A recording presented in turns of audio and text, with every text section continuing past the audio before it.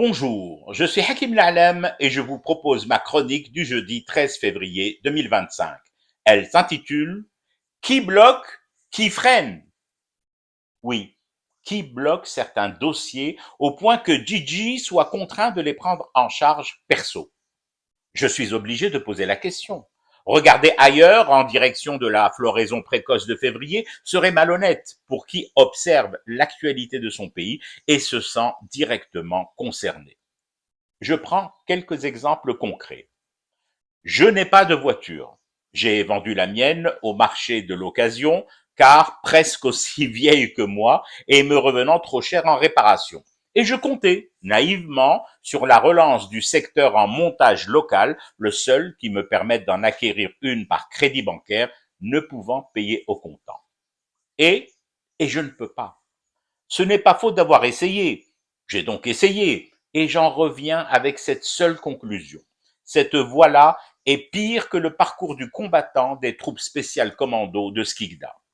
Pourtant, j'ai été un citoyen modèle en matière de patience.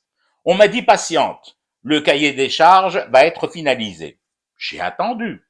Les cahiers des charges sont venus, ils sont repartis, ils sont revenus, ils dansent une valse à 1000 temps et j'en suis toujours au stade du train 11.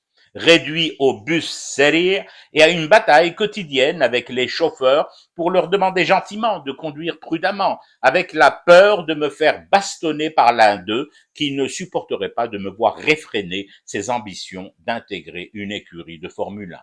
Autre dossier, prise en charge personnellement par le président de la République, alors que théoriquement, c'est aux structures dites intermédiaires, aux paliers payés pour ce job de le faire, celui de la Raqmana, de la numérisation et de la dématérialisation des transactions, notamment d'argent. Mis à part quelques îlots ayant adopté cette démarche de numérisation et de dématérialisation, ma carte de retrait et de paiement bancaire prend jour après jour la poussière et fait le bonheur des araignées qui tissent leur toile aux quatre coins bâillants de ce carré de plastique qui va finir par mourir de solitude numérique et d'abstinence forcée au fond de mon tiroir. Alors, alors qui?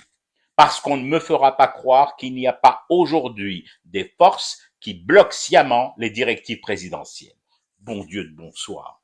De manière citoyenne, sans intervention, sans marifa, sans piston, je veux aller chez un concessionnaire auto agréé en désédit, lui demander une facture pro forma pour une tutute, déposer ce document et mon apport personnel à ma banque et ne pas attendre que l'arthrite et l'expertise des médecins de la CNAS m'interdisent définitivement de conduire pour l'avoir enfin livré, cette voiture.